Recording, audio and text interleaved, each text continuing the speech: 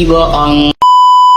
Aku hanya memikirkan satu peraturan penting. Kenapa kau lakukan hari ini kalau kau bisa melakukannya besok? Hahaha. Few moments later.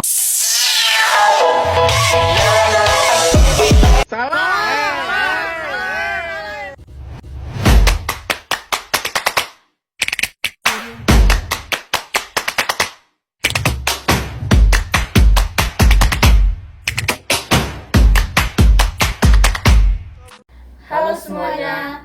Di video ini, kami akan menjelaskan tentang Critical Missile Concentration atau CMC dan bagaimana perannya dalam bidang farmasi.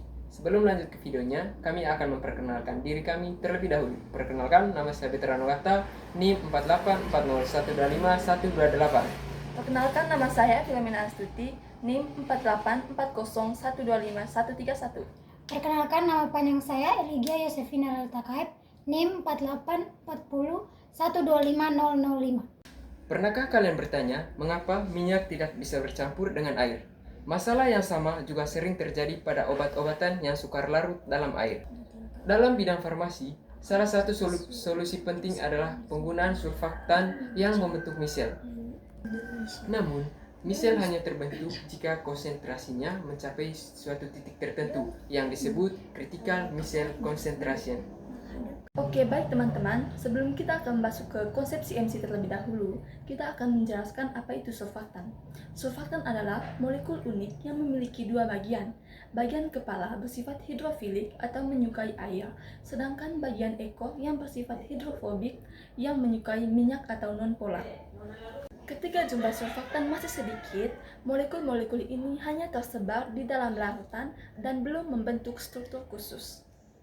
Jadi, CMC dapat didefinisikan sebagai konsentrasi minuman surfaktan yang diperlukan untuk membentuk suatu misel secara spontan di dalam suatu larutan.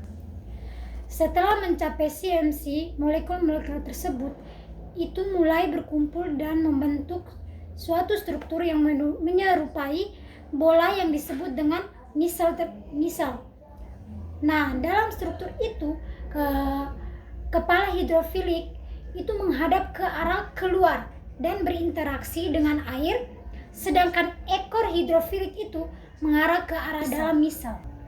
Maka susunan ini memungkinkan bagian dari inti misel itu akan menampung zat-zat yang tidak larut dalam air, seperti minyak maupun obat yang bersifat hidrofobik.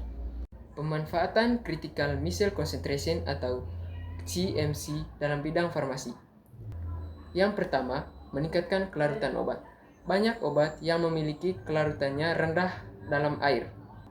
Dengan bantuan misel, obat dapat disembunyikan dalam inti misel, sehingga lebih mudah terdispersi dalam cairan tubuh. Yang kedua, meningkatkan bioavailabilitas. Karena mudah larut, penyerapan obat menjadi lebih baik. Hal ini dapat meningkatkan bioavailabilitas atau jumlah obat yang berhasil mencapai sirkulasi darah. Yang ketiga, formulasi produk farmasi.